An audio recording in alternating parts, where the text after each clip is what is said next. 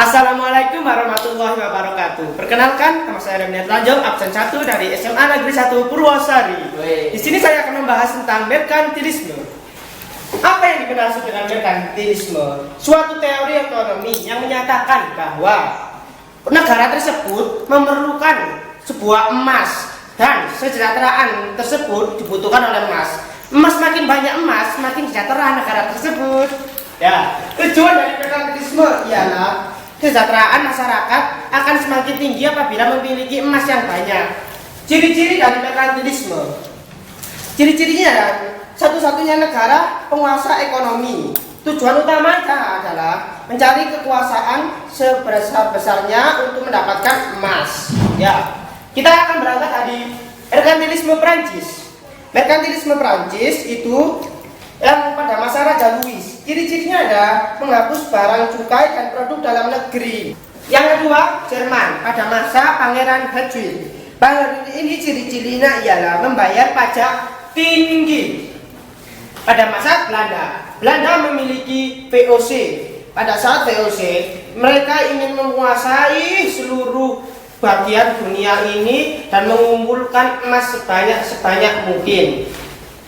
Pengaruhnya merkantilisme adalah banyaknya suatu organisasi perdagangan seperti Inggris yang diajukan oleh IEC dan Belanda adalah VOC. Semua itu bertujuan untuk mencari kekayaan yang ada di bumi ini lalu menjualnya dalam bentuk emas. Semakin sejahtera masyarakat tersebut, maka emasnya semakin banyak. Maka dari itu merkantilisme tujuannya yang utama sekali adalah mencari emas sebanyak-banyak mungkin. Karena itu negara akan jaya dan merdeka. Saya Adam Lanjong, sekian, terima kasih.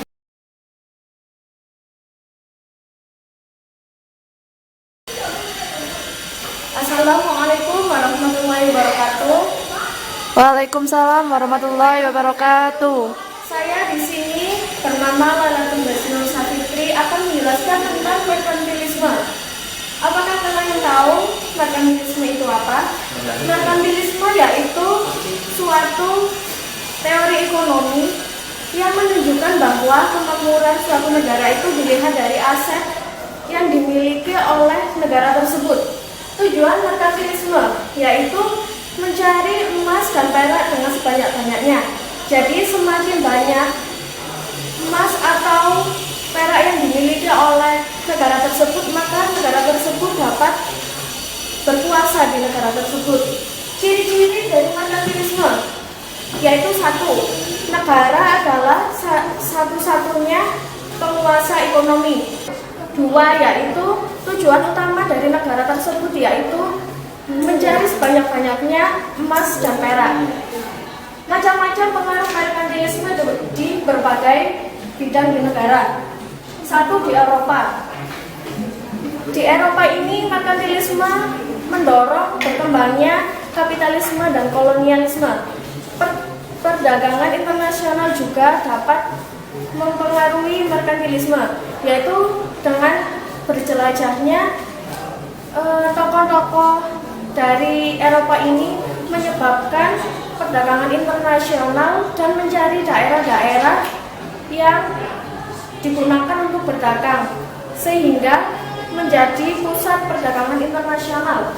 Dua, Prancis, yaitu pelopornya Jean Baptiste Colbert.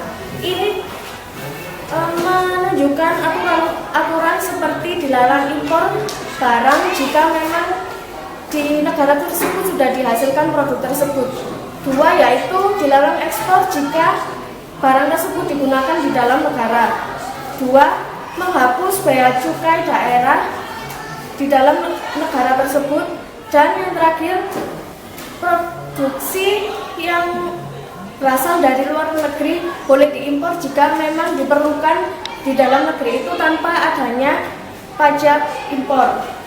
Tiga, Inggris. Pada masa Ratu Elizabeth ini yang berkuasa pada 1558 sampai 1603 ini sudah mulai dilihat dari pembentukan Komisi Dagang EIC atau Indian Company. yang berpusat pada India yang dibentuk pada tanggal 31 Januari 1599. 4. Jerman. Ini sudah dimulai dari zaman Kaisar Frederick Wilhelm I yang pajaknya itu tinggi untuk para rakyat. Lalu Belanda sudah dilihat dari pembentukan VOC yang berpusat di Asia dan WIC yang berpusat di Afrika. Pengaruh-pengaruh merkantilisme pada saat ini. Merkantilisme ini menyebabkan suatu negara itu melakukan kolonialisme dan imperialisme. Dan merkantilisme ini dapat menyebabkan kapitalisme yang akhirnya pemodal asing berinvestasi untuk tujuan berkembangnya perekonomian di suatu negara. Terima kasih. Wassalamualaikum warahmatullahi wabarakatuh.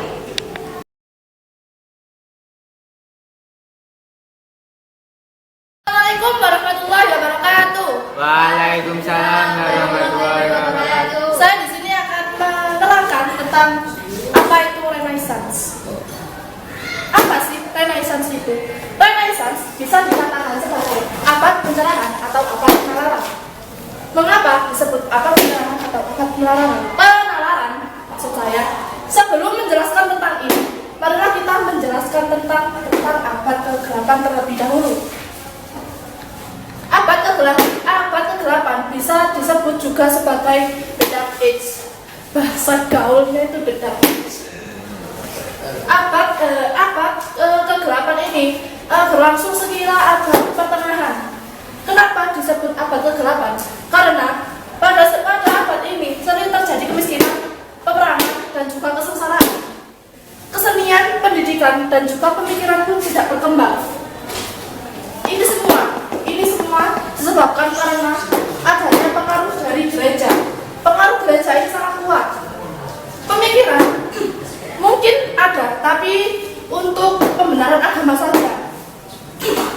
Tujuan manusia hidup itu pada masa ini hanya untuk mencari keselamatan. Oleh karena itu, pengaruh gereja ini dikuatkan. Manusia tidak peduli lagi dengan adanya duniawi atau apapun. Mereka hanya ingin mencari keselamatan di akhir nanti. Semua perintah gereja harus dituruti oleh pemerintah, rakyat maupun beberapa kaum. Nah, akibatnya gereja mendapat tentangan dari pemerintah dan rakyat yang tidak sependapat dengan gereja dan juga kaum borjuis. Pemerintah mendapat bantuan dari kedua pihak ini untuk memerosotkan pengaruh gereja. Setelah pengaruh gereja mulai merosot, manusia mulai mengalihkan pandangannya menuju ke tujuan duniawi. Mereka mulai mengembangkan teknik ekonomi dan juga pertanian. Setelah itu masuklah pada tahap Renaissance. Itulah kenapa pada tujuan duniawi ini menunjukkan bahwa masyarakat mulai memasuki tahap Renaissance, yaitu abad pencerahan. Karena masyarakat sudah mulai maju dalam di bidang ekonomi. Setelah itu, para masyarakat mulai membangkitkan kebudayaan Yunani dan juga Romawi kuno, yaitu tentang kebebasan berpendapat. Oleh karena itu muncullah beberapa teori, yaitu seperti Nikolaus Kopernikus yang menjelaskan tentang matahari sebagai pusat tata surya, dan juga Galileo Galilei yang menjelaskan tentang bumi itu bulat. Akibat adanya teori ini, beberapa bangsa seperti bangsa Spanyol, Portugis, Belanda, dan juga Inggris melakukan penjelajahan samudra untuk membuktikan kebenaran dari teori yang mereka sebutkan ini. Pada masa Renaissance ini kan teori mulai bangkit. Oleh karena itu disebut juga abad penalaran. Sekian dari saya.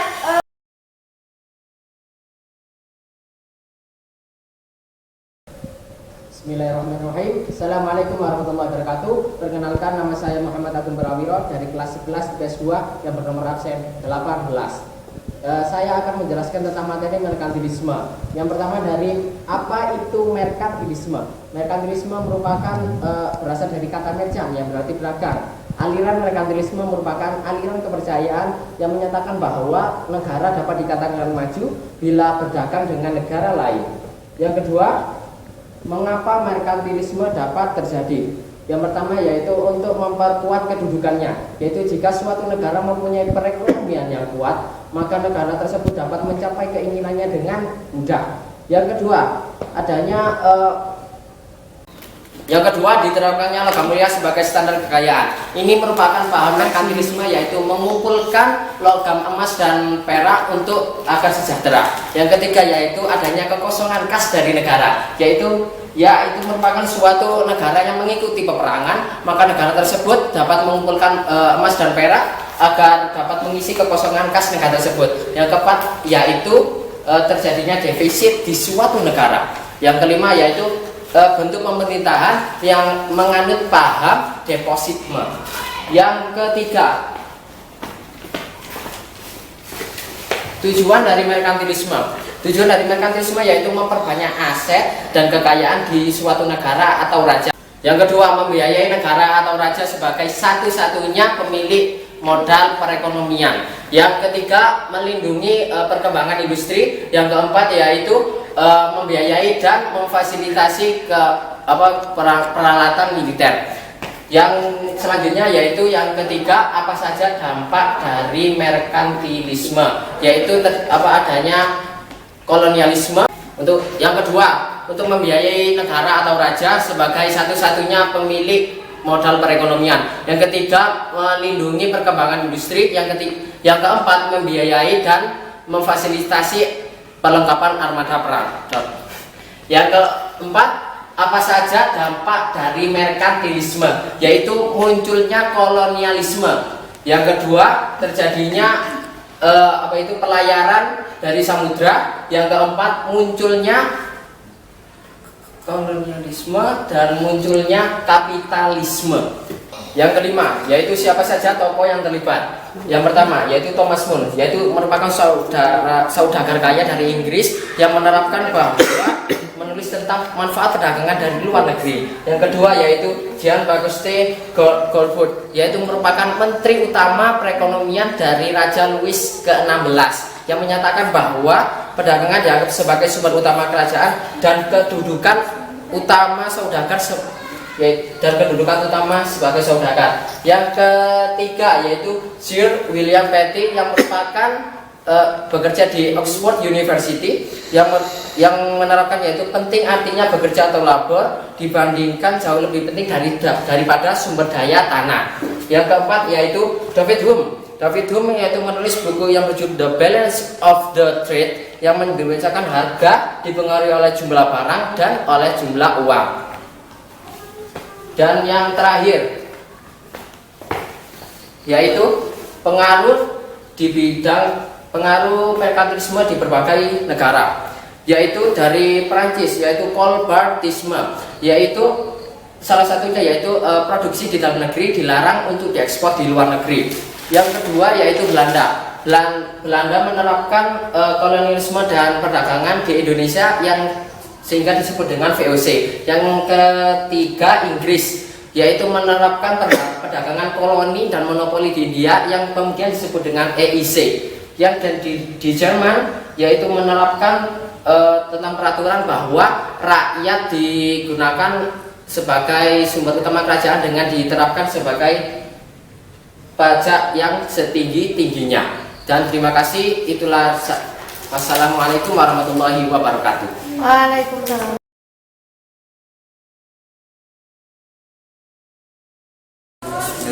Assalamualaikum warahmatullahi wabarakatuh. Waalaikumsalam warahmatullahi wabarakatuh. Saya akan menjelaskan apa itu merkantilisme. Merkantilisme adalah suatu paham yang menyatakan bahwa negara akan dinyatakan makmur bahwa emasnya semakin banyak emas, bisa jadi dikatakan negara itu semakin makmur. Tujuan merkantilisme.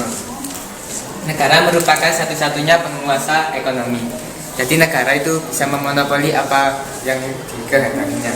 Terus tujuan utama ialah mencari emas dan perak sebanyak-banyaknya. Merkantilisme di Prancis. Di Prancis ada kolbertisme yang isinya melarang impor barang yang dapat dihasilkan oleh negeri sendiri. Barang produksi dalam negeri dilarang untuk diekspor. Barang dari luar negeri yang diperlukan untuk mengembangkan perekonomian diberikan keringanan atau dibebaskan dari pajak impor. Di Inggris mendirikan IIC. IIC beroperasi di India. IIC itu VOC-nya Inggris. Terus yang kedua di Jerman, Raja Friedrich Wilhelm I menerapkan dan mewajibkan rakyat membayar pajak setinggi-tingginya. Penarikan pajak dilakukan untuk mendukung sektor ekonomi negara. Terus di Belanda membentuk WIC dan VOC.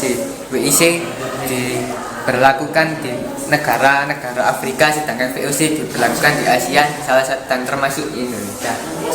Pengaruhnya di masa kini yaitu banyak negara yang dijajah dan terpengaruh oleh imperialisme dan kolonialisme, dan berkembangnya paham kapitalisme. Sekian dari saya. Wassalamualaikum warahmatullahi wabarakatuh.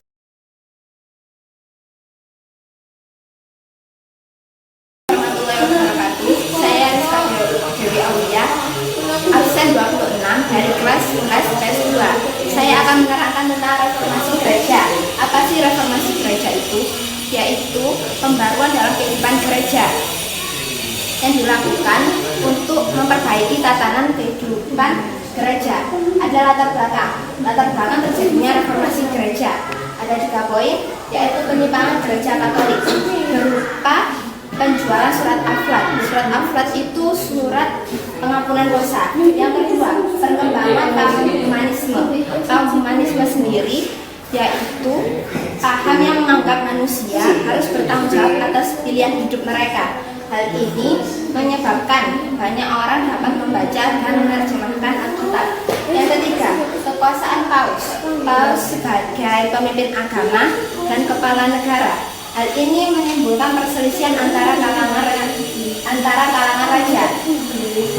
Yang kedua, perkembangan reformasi gereja di Eropa. Ada 2 tokoh, yaitu Martin Luther. Martin Luther ini banyak mendapat dukungan di Swiss dan Jerman, dan juga mendapat dukungan dari Raja Frederick di Saxon. Martin Luther mendirikan gereja Lutheran, menganut gerakan Protestan yang menghendaki pembaruan untuk kembali ke Kristen awal yang berdasarkan Alkitab. Yang kedua, Johannes Calvin. Johannes Calvin ini berhasil mempengaruhi John Knox untuk melakukan reformasi di Skotlandia, dan yang kedua mempengaruhi pihak Belanda untuk melakukan revolusi di dalam pemerintahan. Yang ketiga, pertentangan reformasi gereja dan kontra reformasi.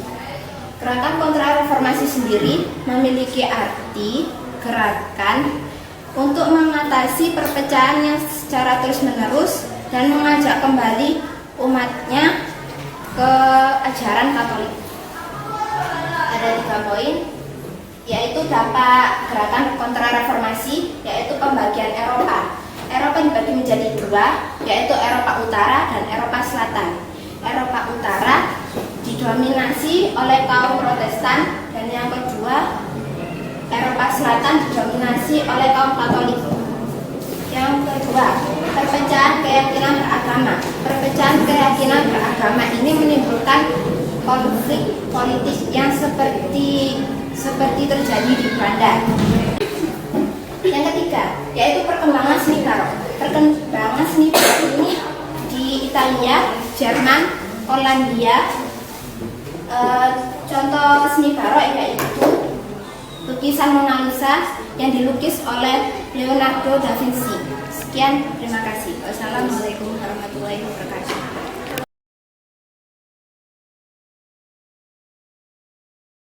Warahmatullahi wabarakatuh. Di sini saya akan menjelaskan tentang Auf Klärung.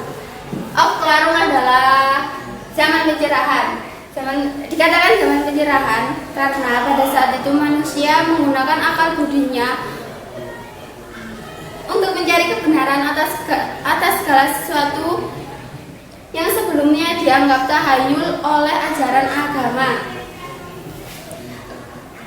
Aufklärung ini terjadi di Eropa abad ke-18. Latar belakang munculnya Aufklärung. Pada abad pertengahan muncul perdebatan antara akal dan iman. Masyarakat dipaksa mengikuti dogma-dogma gereja dan merupakan kebudayaan Yunani dan Romawi. Yang kedua, manusia berusaha mengembangkan daya kreativitasnya. Melihat daya kreatif manusia yang semakin maju, gereja mengeluarkan lembaran hitam untuk memusnahkan orang-orang yang mempunyai daya kreativitasnya itu tersebut. Salah satu tokoh yang paling menentang kekuasaan gereja adalah Immanuel Kant, yang menyatakan bahwa manusia harus keluar dari kekangan dogma-dogma gereja tersebut. Terus perkembangan Aufklärung di Eropa. Yang pertama di Jerman. Tokoh yang paling terkenal adalah Immanuel Kant. Periode Aufklärung yang dicetuskan Immanuel Kant dikenal sebagai zaman baru. Periode ini muncul karena filsafat yang dicetuskan Immanuel Kant telah mengantarkan gagasan-gagasan baru yang memberi arah terhadap segala pemikiran. Yang kedua di Inggris. Edward Herbert, munculnya aliran Theisme. Theisme itu yaitu aliran yang mengkritisi setiap ajaran agama. Menurutnya akal memiliki otonomi mutlak di setiap aliran agama. Berbekal ajaran Edward Herbert ini, masyarakat Inggris mulai menjalankan ajaran agama berdasarkan akal dan kebenaran. Yang ketiga di Prancis. Tokoh yang paling terkenal adalah Voltaire. Dia mengeluarkan dua pertanyaan besar pada gereja, yaitu yang pertama, sampai mana jangkauan akal manusia dan di mana letak batas-batas akal manusia. Yang kedua adalah J.J. Rousseau.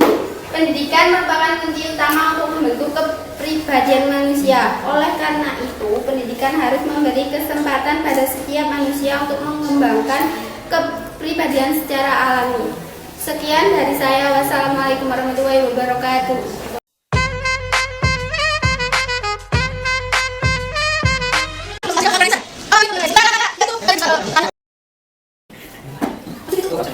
Jadi tutup gigi. Kini tak terbang no. Kini tak terbang no. Kini tak terbang no. Kini tak terbang no. Pelayaran.